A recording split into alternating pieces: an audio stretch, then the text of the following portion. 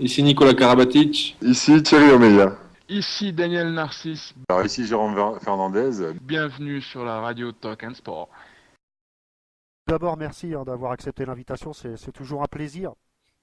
Et bon, moi ce soir je vous présente un peu ma fine équipe.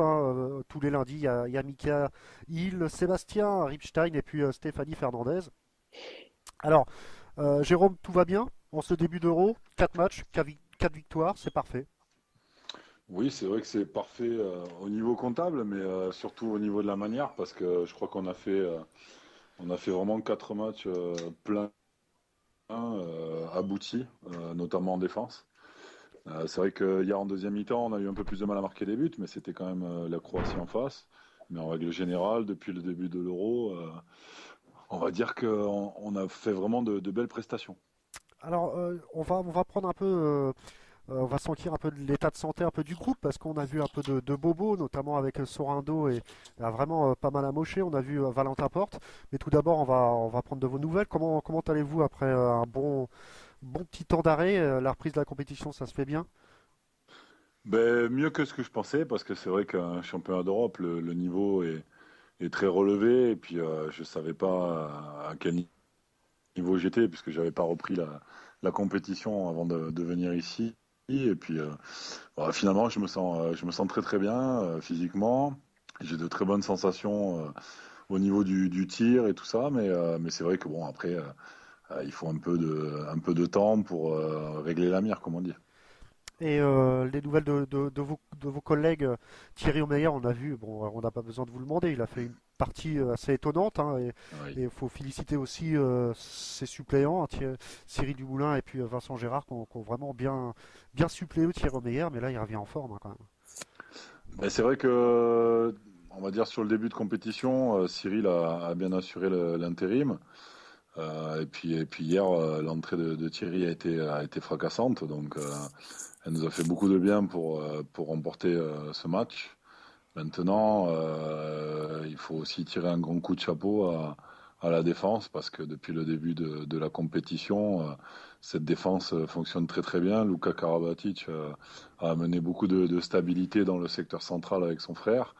Et du coup, ben, ça permet de basculer Cédric Sorando sur le poste de numéro 2 et, et il y est très efficace. Donc finalement, on a réussi à trouver un équilibre défensif qui peut-être nous faisait défaut il y a un an en Espagne.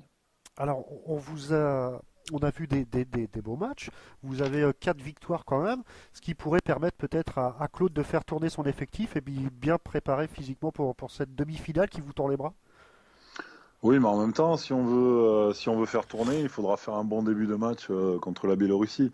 On ne peut pas se permettre de commencer le match avec une équipe bis et voir comment ça se passe. Il faudra de toute façon commencer avec les cadres, avec peut-être un ou deux remaniements, mais en règle générale avec les cadres. Et puis si on est capable, effectivement, comme contre la Russie, de faire la différence sur la première mi-temps, ben après, effectivement, on pourra faire entrer quelques joueurs qui ont beaucoup moins joué jusqu'à maintenant et qui pourront, ben, eux, prendre du temps de jeu et être performants et se mettre complètement dans la compétition au cas où on aurait besoin d'eux après par la suite.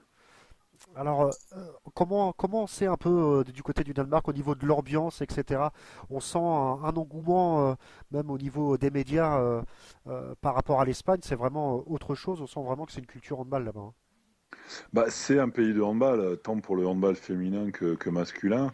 C'est vrai que jusqu'à il y a quelques temps, le handball féminin était même beaucoup plus suivi et médiatisé que le handball masculin. Mais depuis la médiatisation de Hansen et de ses compères, le handball masculin a rattrapé le retard et on sent qu'on est dans un vrai pays de handball. Donc les salles sont très souvent pleines. On le voit quand le Danemark joue.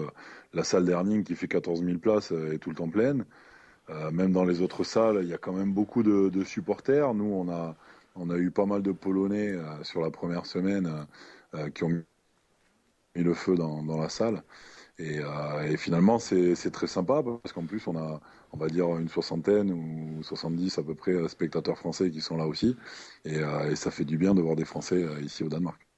Mika, je crois que tu avais une petite question. Ouais, moi c'était plus une question un peu technique. C'est sur le jeu offensif, je trouve que bon, ça, on n'a jamais eu un très grand jeu de passes comme peuvent l'avoir les Danois, mais je trouve que c'est encore un peu du jeu individuel, du jeu à deux avec le pivot, que ça manque un peu de grands mouvements et du fait que Daniel soit pas aussi stratosphérique qu'il a pu l'être à un certain temps. Est-ce que ça viendrait pas à l'esprit de Claude de te rebasculer un peu arrière gauche de temps en temps pour envoyer un peu de la puissance de loin parce que de vous trois, c'est peut-être toi qui est le plus régulier à ce niveau-là. Ben écoute, j'apprécie ta question parce que c'est vrai que c'est un peu le sentiment que j'ai eu, surtout hier. Parce que c'est vrai que depuis le début de la compétition, Daniel évolue sur le poste de demi-centre, mais sans être en grande réussite.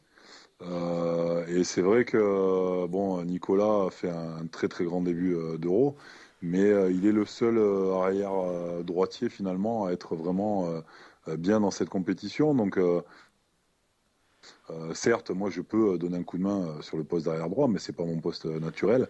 Et je pense qu'aujourd'hui, par rapport à mes sensations et ce que je montre à l'entraînement, je pourrais très bien effectivement basculer sur le poste d'arrière gauche pour jouer derrière avec Nicolas et Valentin, parce que c'est vrai que l'apport de Valentin sur le poste d'arrière droit amène beaucoup d'équilibre dans notre jeu et peut-être que ça serait préférable de jouer comme ça, mais bon, après il faut laisser le temps au temps et peut-être que dans les jours à venir, Claude me rebasculera soit sur le poste de demi-centre, soit sur le poste d'arrière gauche et ça sera à moi d'être performant.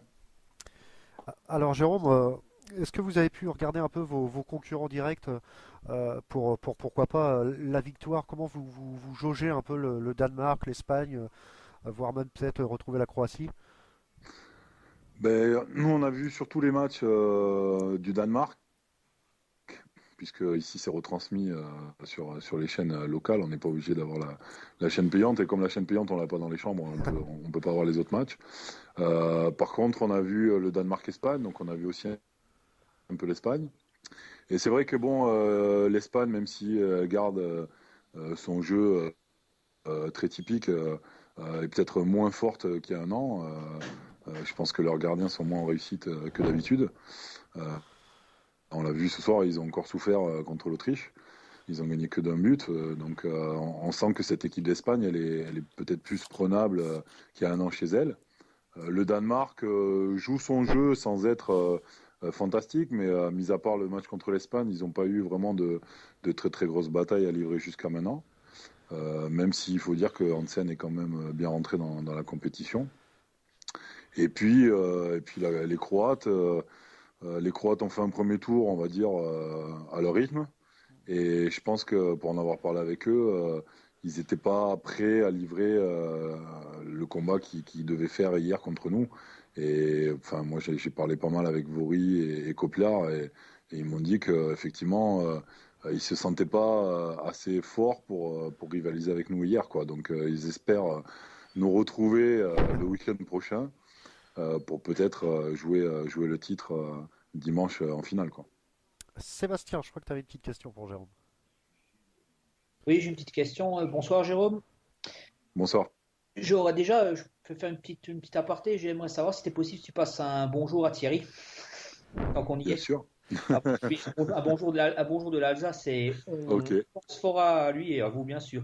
ce sera fait. Euh, Merci beaucoup, c'est gentil de ta part. Non, plus sérieusement, je voulais savoir, au début de la compétition, avec les blessés, etc., on vous mettait un peu plutôt dans le statut d'un outsider qu'un favori. Et maintenant, là, après ce bon début du championnat d'Europe et cette victoire contre la Croatie, est-ce que tu penses qu'on pourrait vous remettre une casquette de favori ou pas du tout? Ce serait utopique.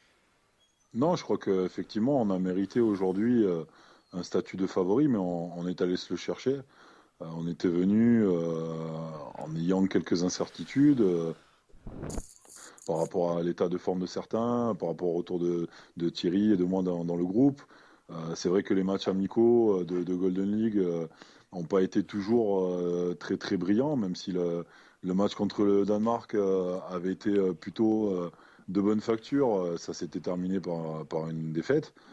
Donc on est arrivé ici avec pas mal d'inquiétudes. Et puis finalement, je crois que le premier match contre les Russes a été bien pris au niveau de l'état d'esprit et du jeu. Et c'est vrai que cette première victoire contre les Russes avec la manière nous a donné pas mal de confiance pour la suite.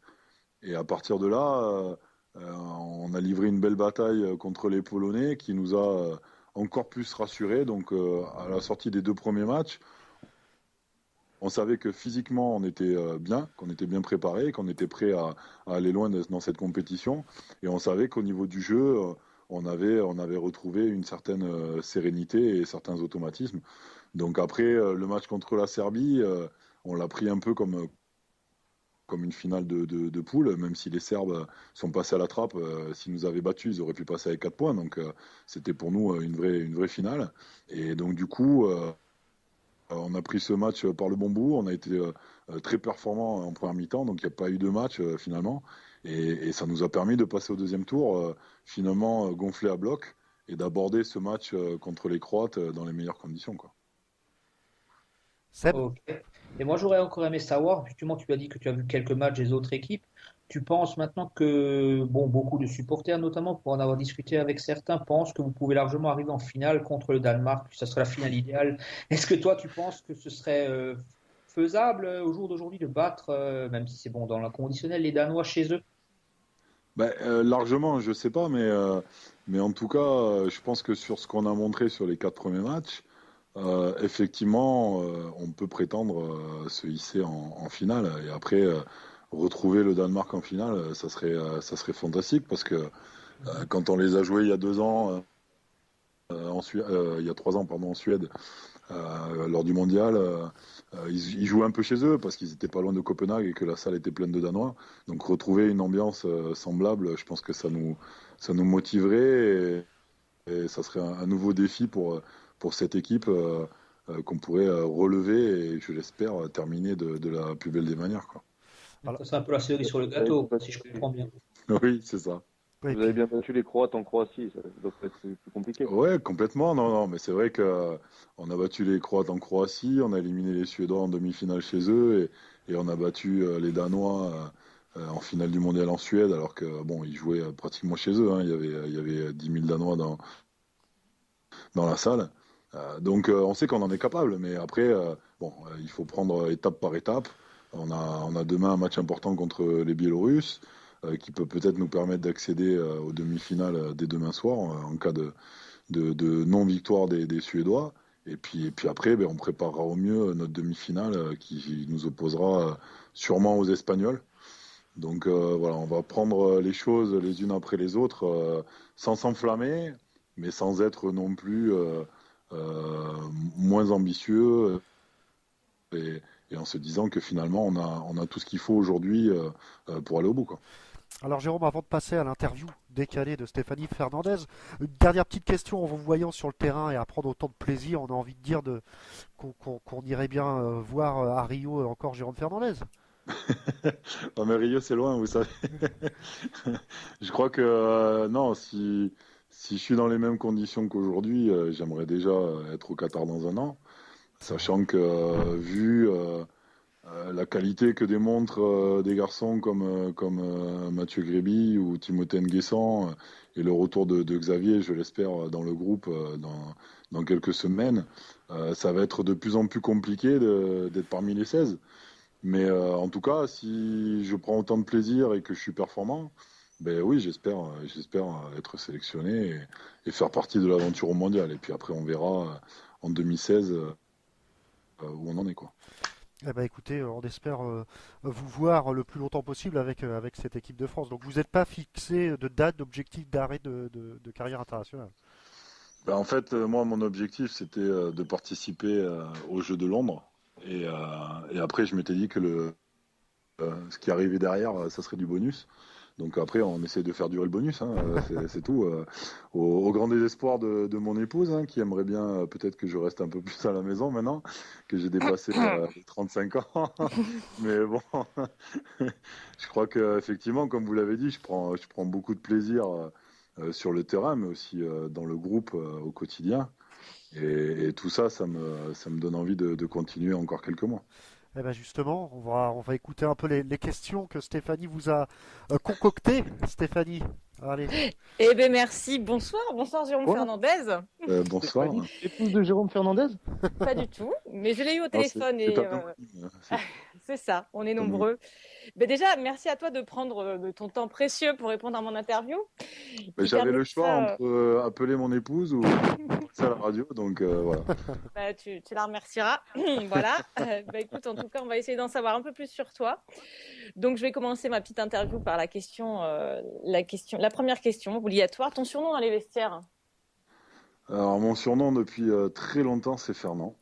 Voilà. Bon, à partir de maintenant, tu ne sais plus. Alors voilà, quelle est ta plus grosse phobie? Ma plus grosse phobie, les serpents. Mais ça, faut pas que je le dise parce que un jour, j'ai fait une émission telle que Fort Boyard, on risque de m'envoyer dans la cage aux serpents et je pense que je serai pas très à l'aise. C'est sûr. Alors, effectivement, content d'avoir retrouvé ton compagnon de chambre, Titi? Ouais, très heureux parce que ça fait 13 ans maintenant qu'on partage la chambre ensemble, on se connaît par cœur et c'est vrai que le fait de faire la préparation en étant en chambre avec Valentin Porte, ça faisait bizarre quoi. Ça faisait bizarre de se retrouver avec quelqu'un de 23 ou 24 ans. Et puis c'est vrai que bon, j'ai mes habitudes avec Thierry, donc là il fallait un petit peu changer les habitudes, même si de toute façon Valentin n'avait pas trop son mot à dire dans la chambre, mais bon, il fallait quand même que ça se passe bien quoi. Justement, tu parles des habitudes. Alors, y a-t-il une habitude chez Titi qui te dérange? Une habitude qui me dérange, euh, c'est-à-dire qu'il est à côté de moi, donc je peux pas trop parler. La bise, mon Titi. Non, je pense qu'on a effectivement des différences dans notre quotidien, mais après, je crois qu'on s'y est fait et on s'est habitué à ça. Et maintenant, il n'y a plus rien qui me dérange chez lui. Non. Ah, et une habitude chez toi qui le dérange? Ah, peut-être le fait que je me lève un peu tôt et que je prenne le temps de me doucher le matin, de faire du bruit et de le réveiller, quoi. Et des deux, qui est le plus bordélique? C'est lui, mais ça, il l'assume. Bon, as-tu une dépendance? Une dépendance.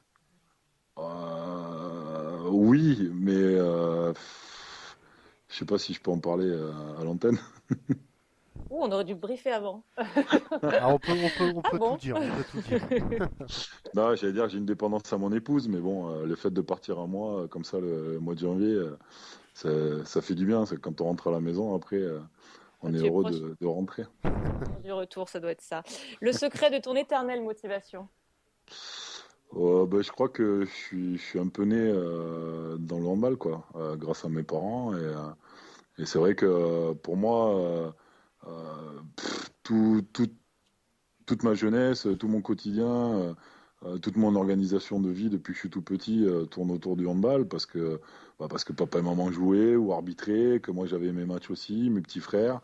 Et du coup, comme je me suis construit comme ça, je suis un vrai passionné et je m'imagine mal faire autre chose que du handball, quoi. Et celui de ta longévité? Oh, je crois qu'il y a plusieurs choses. Je pense que le fait d'avoir rencontré mon épouse qui a une excellente hygiène de vie, ça m'a fait beaucoup de bien. Ça m'a permis peut-être de me structurer moi aussi en tant qu'athlète. Et puis aussi le fait que je sois passionné et que j'hésite pas à me faire mal tous les jours à l'entraînement et à faire abstraction finalement des douleurs quotidiennes, quoi. Alors là, c'est une question que d'ailleurs Mika a un petit peu posée. Alors ta polyvalence et ton sens du devoir te font-ils parfois regretter de ne pas pouvoir mieux t'exprimer et plus apporter à ton poste d'origine qui est le poste d'arrière gauche? Ma polyvalence m'a fait vivre des choses extraordinaires que j'aurais peut-être pas pu vivre si je m'étais contenté d'être seulement arrière gauche. Donc c'est pas du tout un regret pour moi. Je pense que il y a effectivement le fait d'être polyvalent de temps en temps, ça nous empêche d'exceller sur un poste et d'être sur le terrain. Mais moi, en tout cas, ma polyvalence m'a permis depuis 7-8 ans d'être sur le terrain, sur le poste d'arrière droit et de pouvoir participer à toutes les belles aventures de l'équipe de France. Donc finalement, moi je le vis plus comme un atout que comme un inconvénient. Ton plus grand petit plaisir quotidien? Mon plus grand petit plaisir quotidien. Dis donc, c'est quoi ces questions? La douche du matin.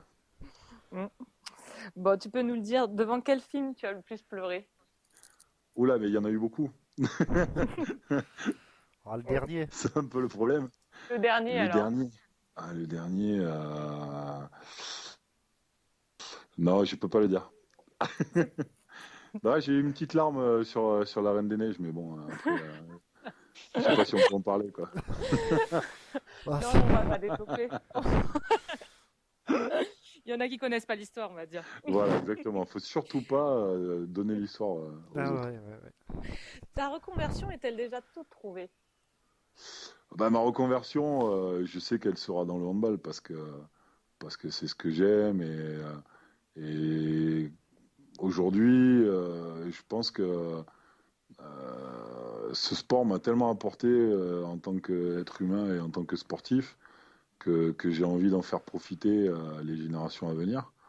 Donc voilà, j'ai vraiment envie de partager ça avec mes nouveaux coéquipiers ou en tout cas les joueurs que j'aurai peut-être sous mes ordres demain. Après, le poste exact, pour l'instant, il y a rien d'acté, hein. Je ne sais pas si ça sera dans un club ou au niveau fédéral. Et puis, je ne sais pas si ça sera en tant que manager ou en tant que directeur sportif ou entraîneur. Donc, moi, j'ai certaines idées que j'ai envie de développer. J'ai surtout envie de travailler avec des gens de confiance et des gens compétents. Après, pour le reste, le poste m'importe peu. Moi, j'ai envie de vivre une aventure humaine sympa autour du handball. Voilà. Ton coéquipier idéal?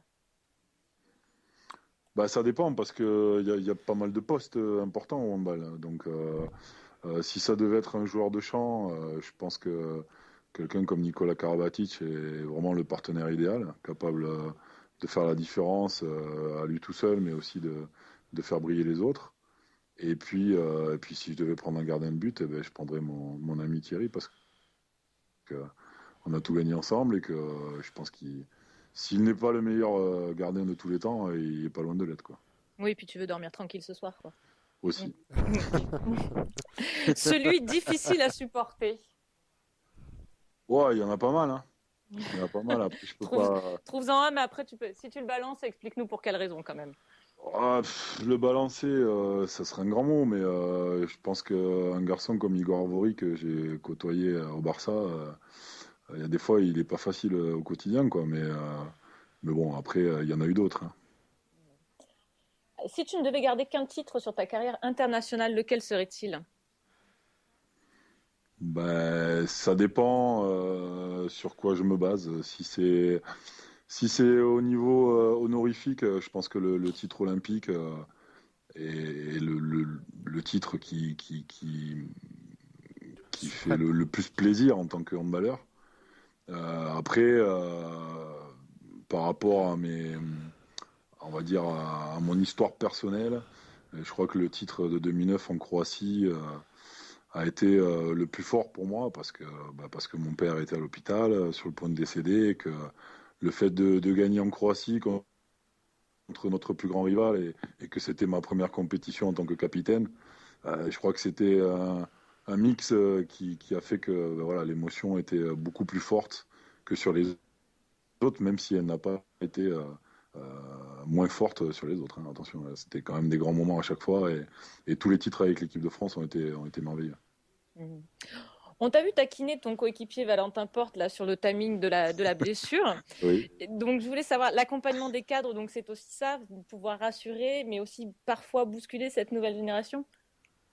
Oui, mais après, je pense que ça dépend du caractère de la personne qu'on a en face. Il y a des joueurs qui ont besoin d'être rassurés, d'autres qui ont besoin d'être bousculés.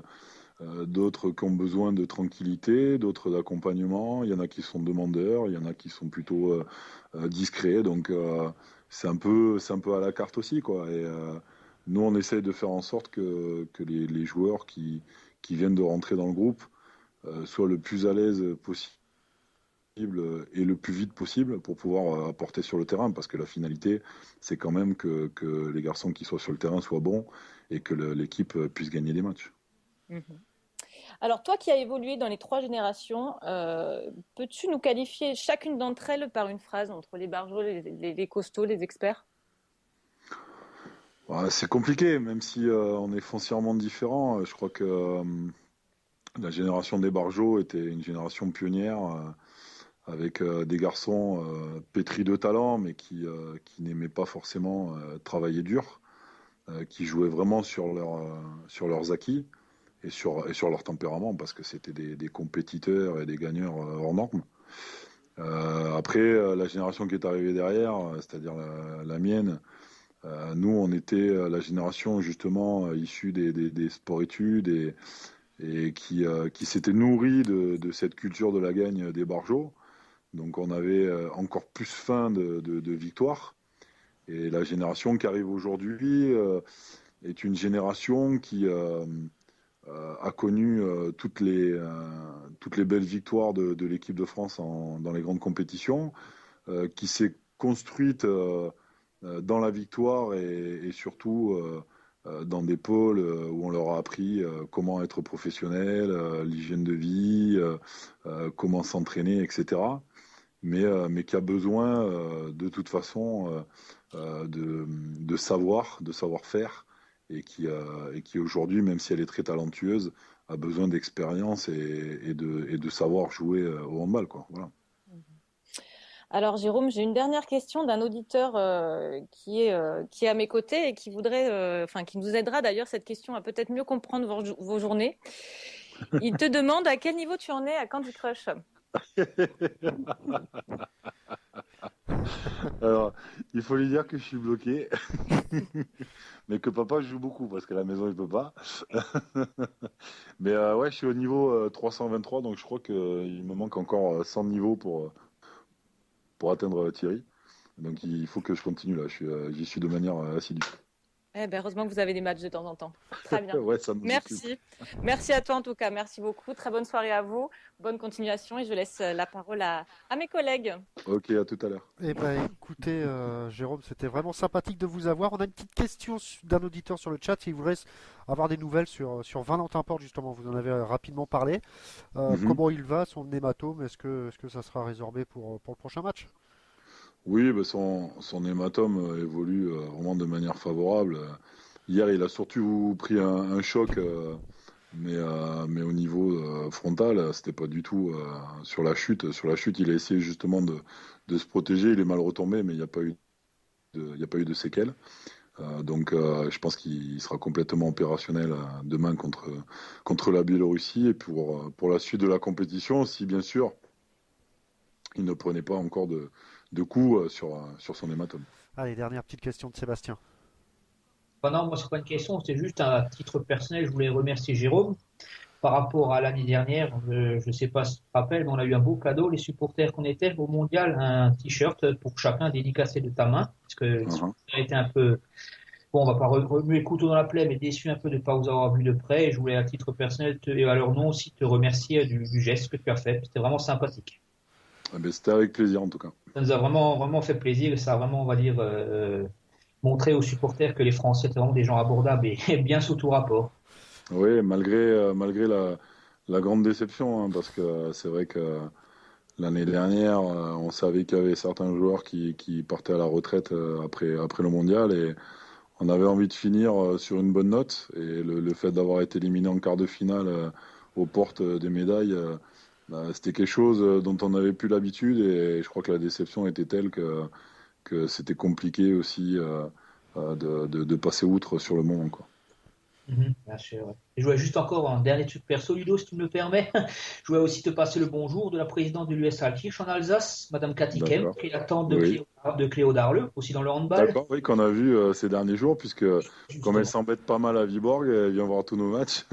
Et là, elle voulait au nom de l'US Alkirch en Alsace et de tous les supporters alsaciens en plus elle est fan de toi. Bon, ça c'est. J'ai demandé la permission. J'ai demandé la permission à Les Alsaciens, ils sont plutôt fans de Thierry Meillard, quoi. Oui, bien sûr, mais ils sont aussi fans de Titi. Mais bon, j'ai demandé la permission à Steph et si je pouvais lui passer le bonjour. Et voilà, je voulais te faire un gros coucou et te souhaiter bonne chance pour la suite et à toute l'équipe, bien sûr. Eh ben, c'est très gentil, Et merci il y a beaucoup. également tout à l'heure, Jérôme, on recevait Bruno Martini, hein, le manager de PSG, du PSG Hand, et puis qui vous souhaite également un très bon mondial, et puis salue votre bel début de compétition en espérant que ça aille loin, Jérôme. Ben, on espère, oui, que ça aille le plus loin possible, si possible en finale. Et puis voilà, mais après, pour l'instant, moi, ce que je retiens surtout, c'est que l'aventure est belle, elle a très bien commencé, et il faut qu'elle continue à l'être le plus longtemps possible. Et on est tout cœur avec vous, même si on n'est pas au Danemark. Il y a beaucoup de supporters français qui vous suivent. Et puis merci encore à toute l'équipe pour ce que vous nous apportez depuis tant d'années, Jérôme. Et puis au plaisir de vous avoir encore dans Handé. Avec plaisir, et à la prochaine fois. Merci bien, Bonne Jérôme. Et soirée. puis bonjour à tout le Bonne monde. soirée. Ciao, ciao. Bonne soirée. Merci, ciao.